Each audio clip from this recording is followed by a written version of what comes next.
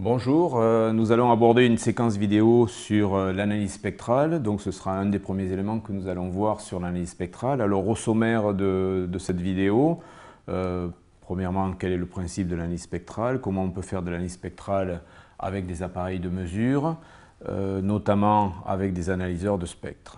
Alors, le principe de l'analyse spectrale, vous avez un signal X de t. Ce signal X de t, on a vu qu'il admettait une transformée de Fourier grand X de f. Alors, le problème, c'est donc de connaître grand X de f pour avoir la représentation fréquentielle du signal. Alors, pourquoi on s'intéresse à X de f? Alors, ça, c'est une première question. Quel peut être l'intérêt de connaître la transformée de Fourier, la richesse spectrale d'un signal? Eh bien, d'une part, si vous voulez mesurer, transmettre ce signal, c'est intéressant de connaître quelles sont les fréquences qui composent le signal. Si vous devez numériser le signal, on verra par la suite que la numérisation du signal, elle impose une certaine relation entre la fréquence d'échantillonnage et la fréquence maximale du signal. Donc, c'est très important au niveau du traitement d'un signal de connaître son spectre. Et donc l'analyse spectrale, c'est quoi? C'est connaître les différentes composantes spectrales que vous allez retrouver à l'intérieur d'un signal. Alors comment avoir une connaissance de X de f? Bon, connaître X de f, la première possibilité, c'est si vous connaissez parfaitement le signal X de t, vous calculez analytiquement la transformée de Fourier grand X de f en utilisant cette expression-là. Hein. Donc là, ça c'est relativement simple. À la difficulté de calcul de l'intégrale analytique X de t fois exponentielle, c'est très très simple. La deuxième chose, c'est si vous disposez du signal X de t, on peut tenter d'approximer X de f avec des appareils de mesure. Donc approximer mesurer la richesse spectrale ou la richesse spectrale d'un signal peut se faire donc avec des appareils de mesure que nous allons appeler analyseurs de spectre. Alors, quel est le fonctionnement possible d'un analyseur de spectre? Vous avez un signal d'entrée, X de t, et cet appareil de mesure va vous donner en sortie une information sur la richesse fréquentielle de X de t, c'est-à-dire une information qui doit être proportionnelle à grand X de f ou à une estimation la plus proche possible de la réalité de X de f. Alors, bien sûr, X de t, sa transformée de Fourier X de f. Alors, là, quand on écrit ça, c'est vrai que X de t, ici, il peut avoir une durée X de t peut varier de moins l'infini à plus l'infini. Et donc, si vous analysez un signal qui va de moins l'infini à plus l'infini, vous aurez une mesure juste, une analyse juste de votre spectre et vous aurez le vrai X de f. Le problème, c'est que, en général, lorsque vous faites une mesure d'un signal, vous faites une mesure sur une durée temporelle finie. Donc le signal à X de t aura une durée temporelle finie et donc cela va avoir un impact sur la mesure. Alors, quel peut être l'impact d'une durée d'analyse de votre signal temporel fini sur la précision que vous allez avoir sur le X de f? Si X de t, les courbes en bleu varient de moins l'infini à plus l'infini, sa transformée de Fourier, vous aurez la vraie transformée de Fourier grand X de f. Si maintenant, et ça c'est le signal rouge, vous n'avez pas le signal X de t, vous n'analysez pas de moins l'infini à plus l'infini, mais vous n'avez que la restriction de X de t à un certain intervalle grand t, donc grand t, ce n'est pas la période, mais c'est la durée d'observation de votre signal maintenant. Hein. Donc, vous avez votre signal X de t, et je l'ai noté, la restriction de petit x de t à l'intervalle grand t, je l'ai noté x indice grand t de petit t. Eh bien, la transformée de Fourier de ce signal, x indice grand t de petit t, va donner quelque chose qui est la transformée de Fourier en rouge, qui va être un petit peu différente de la vraie transformée de Fourier grand X de f. Et donc, bien sûr, il faut se poser la question, quelle est la durée d'observation que l'on doit avoir pour que l'estimation de la densité du spectre soit la plus proche possible de la réalité. Alors, quel va être l'effet de de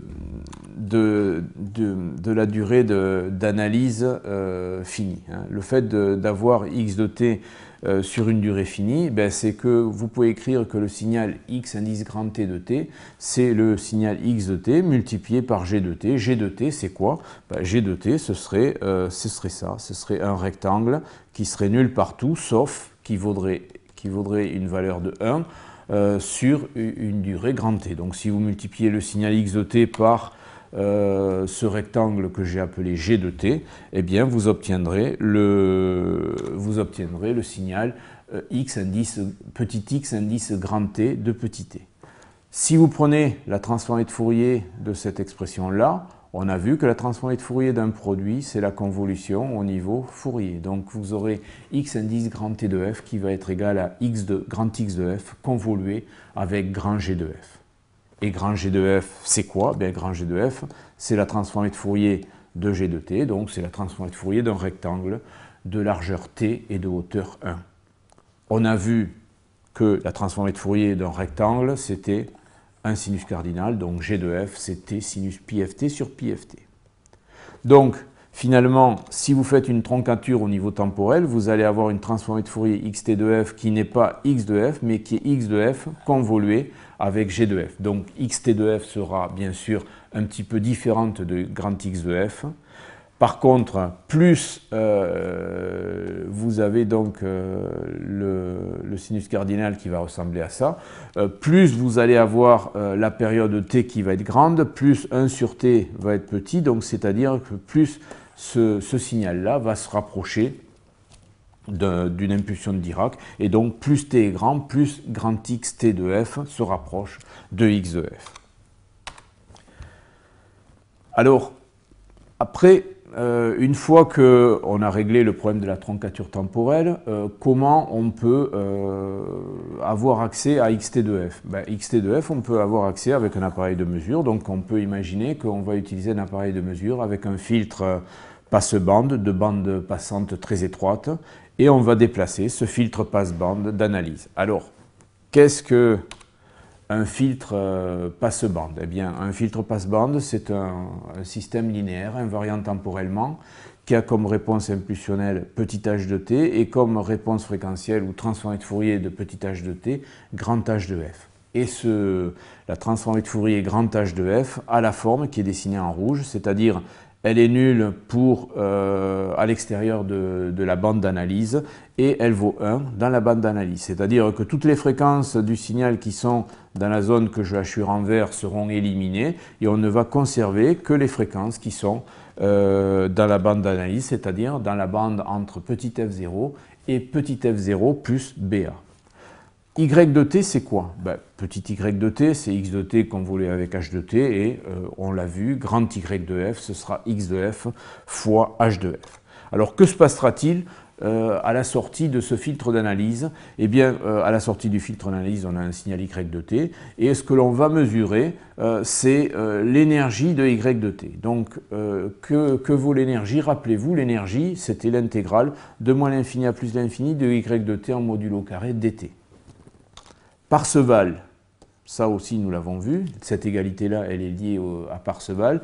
L'intégrale, le calcul de l'énergie dans le domaine temporel, c'est égal au calcul de l'énergie dans le domaine fréquentiel par Parseval. Donc vous avez l'intégrale de y de t en modulo carré dt qui est égale à l'intégrale de grand y de f en modulo carré df. Y de f, je le décompose, y de f, c'est xt de f fois h de f. Le modulo carré d'un produit, c'est le produit des modulos carrés. Et que vaut h de f? Ben, h de f, on voit que c'est égal à 0 partout, sauf entre f0 et f0 plus BA pour les fréquences positives, et moins f0 et moins f0 plus BA, c'est-à-dire sur cette zone-là, pour les fréquences négatives. Donc, cette intégrale-là, qui était une intégrale de moins l'infini à plus l'infini, elle se réduit à une intégrale côté fréquence négative plus une intégrale côté fréquence positive. Ça, c'est le premier point. Deuxième point, que vaut h de f dans la bande f0, f0 plus BA? Eh bien, h de f vaut 1. Donc, H2F vaut 1, donc je remplace ici dans les bandes F0 moins BA moins F0 ou F0, F0 plus BA, je remplace H2F par 1 et donc on a cette chose-là. Maintenant, ces deux termes-là, c'est quoi? Eh bien, ces deux termes-là, si vous avez xt de f qui est comme ceci, et si vous intégrez sur une zone très très petite, cette surface-là, ça va être quoi? Ça va être la valeur de xt de f à la fréquence f0, multiplié par la surface de ce rectangle, multiplié par la largeur du rectangle, c'est-à-dire par BA. Et comme vous aurez une intégrale côté fréquence négative et la même intégrale côté fréquence positive, vous aurez un facteur 2 multiplicatif. Donc, si la largeur du filtre d'analyse est suffisamment faible, ces deux termes-là vont être voisins de x de f à la fréquence f0 en modulo carré fois 2BA. Voilà. Et donc, vous aurez accès à x de f à la fréquence f0. Juste une petite